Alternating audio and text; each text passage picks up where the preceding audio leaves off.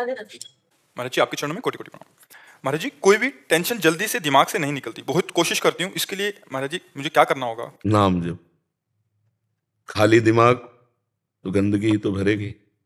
अगर हमारे दिमाग में भागवतिक चिंतन है, परमात्मा चिंतन है, तो हम उसको 2 मिनट में डिलीट कर देंगे। नहीं तो जीवन भर आदमी जिसने गलत कभी बोला वो सामने पड़ेगा, तो जीवन भर कोई कोई द्वेष बनाए रहते हैं। विवेक तो वही कि एक क्षण में द्वेष को नष्ट कर दो और आनंद पूर्वक भगवत चिंतन में लगो। अगर भगवत चिंतन नहीं तो दूसरा कोई उपाय नहीं, आप ये पक्की बात समझ लो। अध्यात्म के बिना आप इन निगेटिव भावों को रौंद नहीं सकते। आप इनको रौंदने के लिए जब नाम जप करोगे तभी।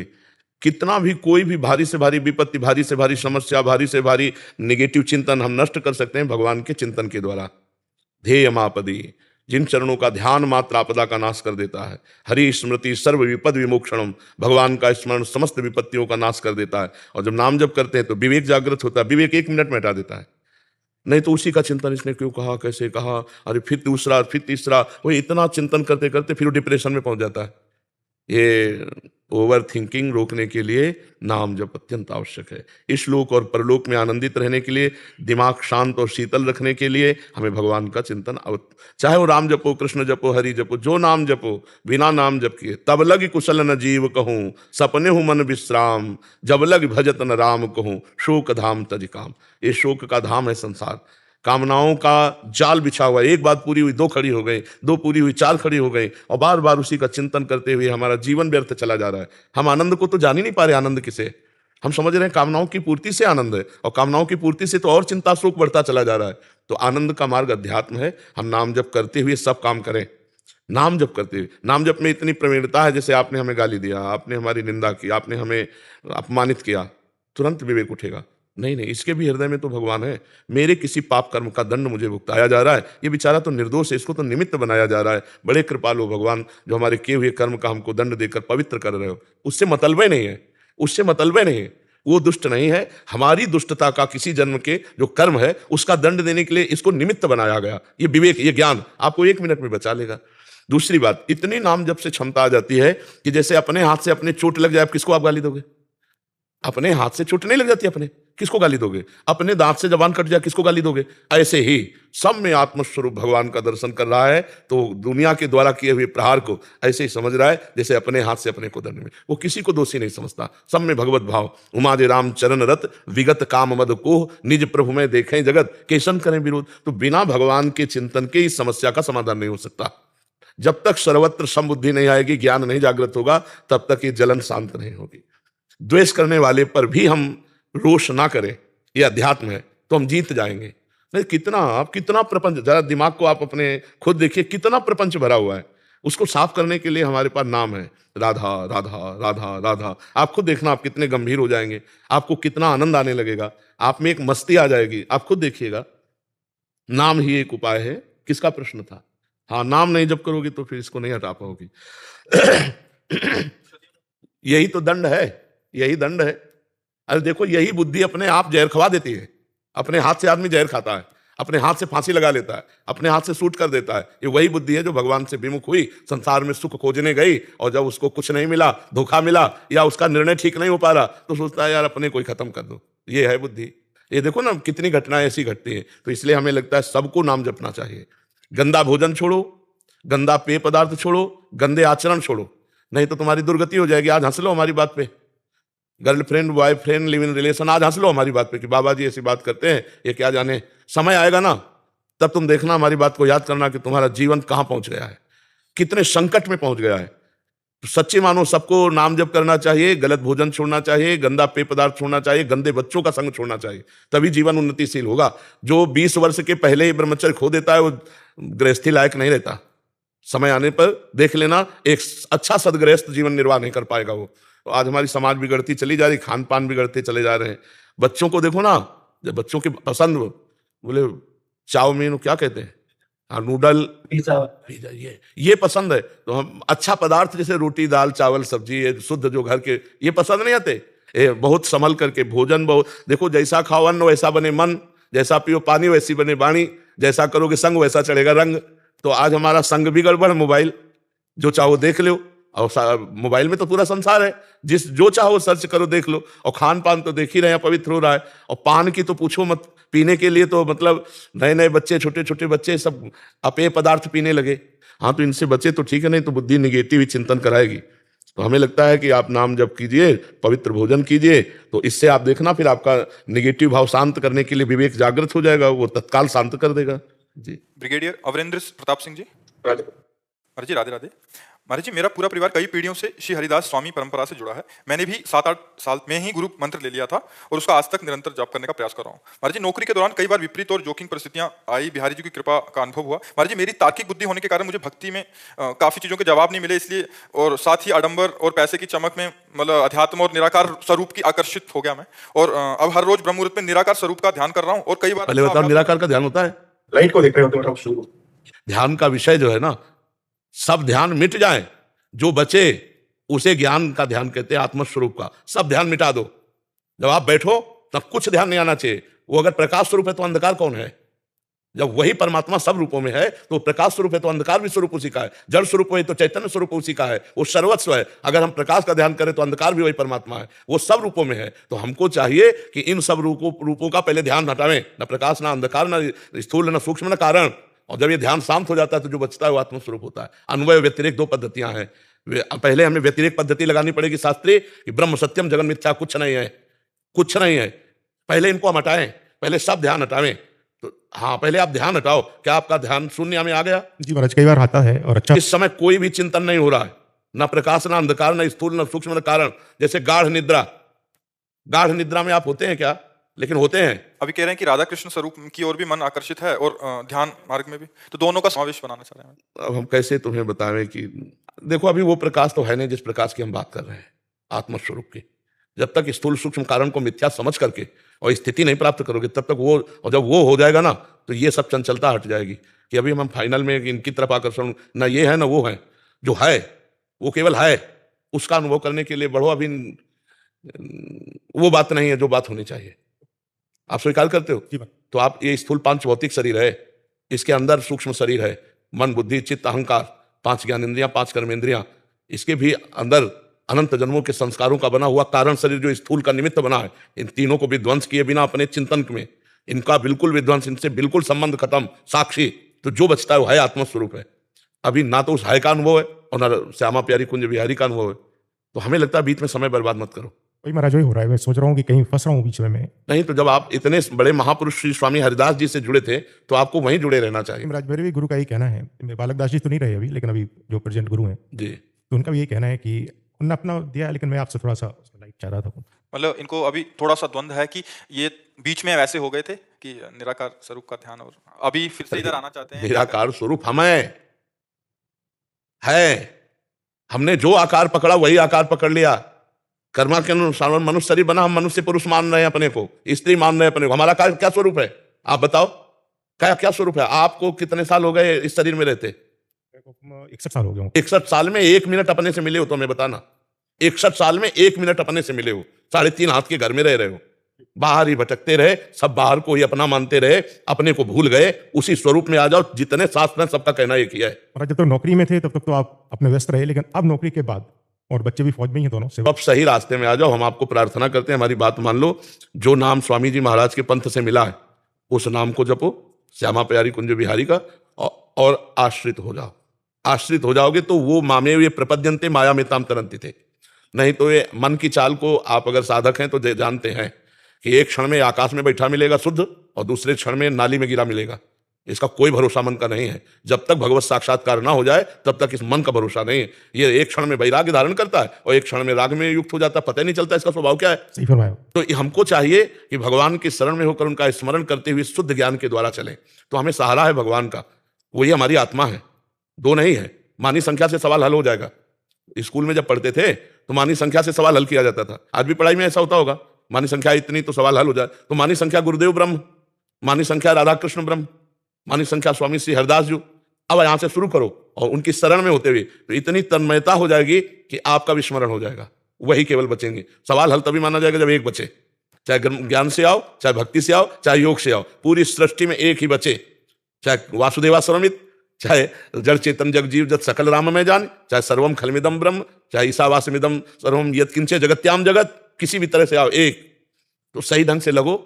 बहुत कृपा है भगवान की कि आप परमार्थ में लगे हो, पर उसको दुचित मत रखो। दुचित कब हो, परितोष न लाए। हमारा स्वरूप ही निराकार है। परमात्मा के स्वरूप की तो जाने तो हमारा स्वरूप ही निराकार है। हम जिस आकार को पकड़ते हैं उसी में बंध जाते हैं, नहीं तो हमारा स्वरूप क्या है आप कोई बतावे।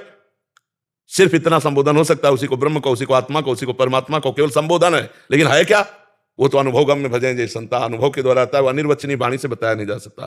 तो हम कहते हैं कि लगो और तीव्र गति से लगो, क्योंकि पता नहीं कब श्वास अंत हो जाए। बिल्कुल महाराज, लाइफ एंड पे आ रही है, बाइंडिंग है, तो अब लगो, खूब तीव्र गति से लगो। समझ में आया? आप जी क्या कह रहे थे? मम्मी के कहने पे आज वैसे विशेष दिन है, आपकी कृपा से आज आपके दर्शन तो हुए, लेकिन आज का दिन मम्मी का है जिन्होंने मुझे जन्म दिया है, उनका जन्मदिन है। तो कल उन्होंने कहा था कि कल विशेष स्नान होता है, तो उन्होंने कहा स्नान करने जरूर जाना यमुना जी के। तो हम रात को करीबन जब वहाँ से तलहटी से आए और समय मिला तो वहाँ गए, तो वहाँ सबसे बोला कि यहाँ पे कोई सफाई भी कर रही थी अभी, यहाँ लेडी और महाराज भी हैं, सब है। तो सब कह रहे कि यहाँ तो कोई नहीं है। अब मुझे मेरी भारिया है, उनको दोनों को दर्शन हुए, कोई और भी नहीं। जैसे मेरे साथ आया है अभी हाल, उनसे बोला कि आपने देखा, बोले किसी ने देखा। हम दोनों कह रहे कि हमको तो नजर आई। तो ऐसा लगा साक्षात हमने महारानी के दर्शन हुए कल। यहाँ तो दिव्य सहचर्या भगवान का दिव्य धाम है। यहाँ तो कुछ भी दिव्यता हो सकती है, या तो कोई आश्चर्य की बात नहीं है।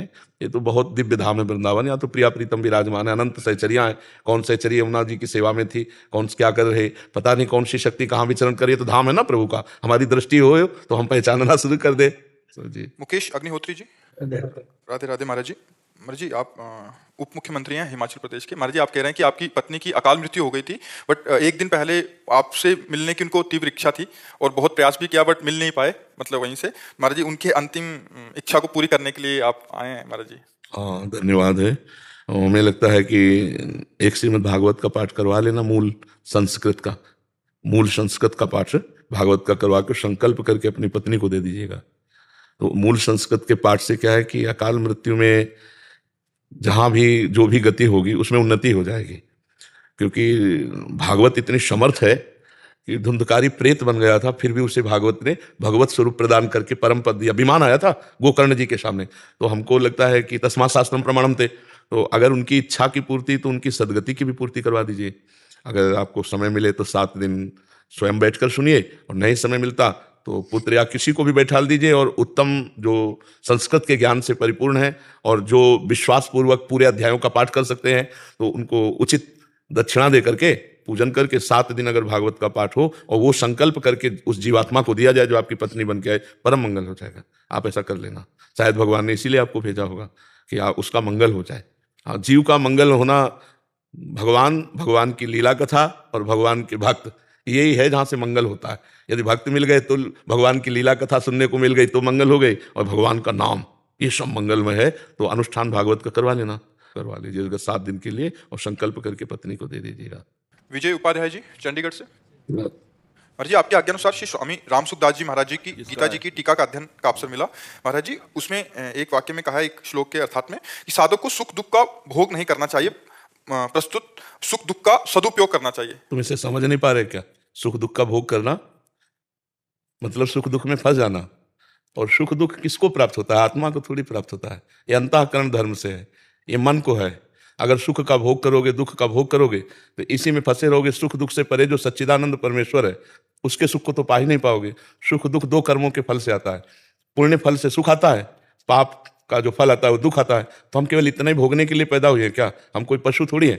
पशु सुख दुख केवल भोगता है। हमारे पास सुख आएगा तो हम 4 को बांट देंगे, और दुख आएगा तो गंभीर होकर के नाम स्मरण करते हुए उस पर विजय प्राप्त करेंगे। जो दुख भोगने का मतलब है उसमें लीन हो जाना। जैसे कोई पराजित हो जाता है इतना दुख में कि वो अपने शरीर को भी नष्ट करने की सोच लेता है, वो दुख का भोग करने लगा। सुख आया, इतना फूल गए, नाच रहे हैं, इतना दंडता कर रहे हैं, नहीं, गंभीर रहो। सुख आया है, 4 को बांट के खाओ। दुख आया है, नाम जप करते हुए गंभीर होकर उसको पार कर जाओ। जैसे दिन है तो रात आएगी, फूलो मत। रात है तो निराश मत हो, दिन आएगा। ऐसे ही सुख दुख का चक्र चल रहा है, और आप चक्र से मुक्त होना चाहते हैं तो सुख दुख का भोग मत करो, परमात्मा स्वरूप में चित्त को लगाओ। अगर सुख दुख का भोग करोगे तो परमात्मा का चिंतन हो ही नहीं पाएगा। तो हम सुख में अगर फूलेंगे तो प्रभु को भूल जाएंगे, अभिमान आ जाएगा, मैं धनी, मैं विद्वान, मैं अमुक अमुक अमुक, नष्ट हो जाएगा। दुख में अगर हम डूबे तो प्रभु को भूल जाएंगे, हम अपने को बड़ा हे समझकर अपने जीवन को बर्बाद कर लेंगे। सुख और दुख दोनों से हम साक्षी भाव से देखें उसको, सुख आया बांट देते हैं और आनंद मगन रहते हैं, और दुख आया तो आनंद स्वरूप परमात्मा में चित्त लगाकर उसे भोग लेते हैं। देखो, कहीं आपको जलाया जाए, कष्ट दिया जाए तो आपको अच्छा लगेगा क्या? नहीं लगेगा ना। लेकिन जिन महापुरुषों ने सुख दुख का त्याग कर दिया, वो कह रहे हैं तेरा किया मीठा लागे, हरि नाम पदारथ नानक मांगे। श्री गुरु अर्जन देव जी के वचन हैं। तपते हुए तवे पे बैठा लिए गए, ऊपर से तप्त बालू डाली जा रही, और वैसे मुस्कुरा रहे हैं जैसे फूलों की वर्षा उनके ऊपर हो रही हो। तेरा किया मीठा लागे। अब आप सोचो, परमात्मानंद में जो मगन है तो इतना बड़ा दुख की सोच कर हृदय कांप जाता है। लाल लोहे का तवा उस पर बैठाल के ऊपर से तप्त बालू डाली जाए, और कितने कितने कष्ट दे खोलते हुए उसमें, लेकिन मुस्कुराहट उनके रही, क्योंकि परमेश्वर के सुख में, परमात्मा सुख में, वाहे गुरु वाहे गुरु वाहे गुरु, बस इतना ही तेरा किया मीठा। मतलब कैसी स्थिति है महापुरुषों की, कैसी स्थिति है। यहाँ थोड़ी प्रतिकूलता मिले तो भक्ति में संशय होने लगता है। तो इसलिए वहां जो सिद्धांत वर्णन हुआ कि सुख दुख में मत फंसो, इसके ऊपर उठो, परमेश्वर की प्राप्ति के लिए, अखंड प्रसन्नता के लिए, भगवदानंद के लिए, ये सुख दुख के ऊपर उठो। ये सुख दुख पाप पुण्य का फल है, और हम आत्मस्वरूप हैं, हमें भगवदानंद चाहिए जो हमारा स्वरूप है, तो हमें आगे बढ़ना होगा। गौरव सिंह जी वाराणसी से। महाराज जी। जी दंडवत महाराज जी। महाराज जी, क्या संत महात्मा व गुरु जी की सेवा के द्वारा सरलता अर्थात सुगमता से आत्म साक्षात्कार हो सकता है, या केवल नाम जप व इष्ट के ध्यान के द्वारा ही आत्म साक्षात्कार हो सकता है? दोनों में से सुगम पथ ये दो हैं ही नहीं। गुरु अगर अपनी सेवा में, शरीर सेवा में लगे हैं, तो हमें फिर अन्य कोई साधन की तरफ देखना नहीं है।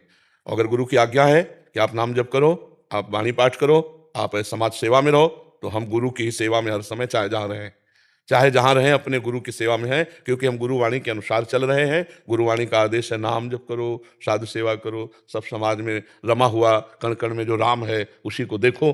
तो हम गुरु की ही तो सेवा कर रहे हैं, हम अपने गुरु की ही तो आज्ञा का पालन कर रहे हैं। सेवा का मतलब केवल हाथ पैर दबाना नहीं है।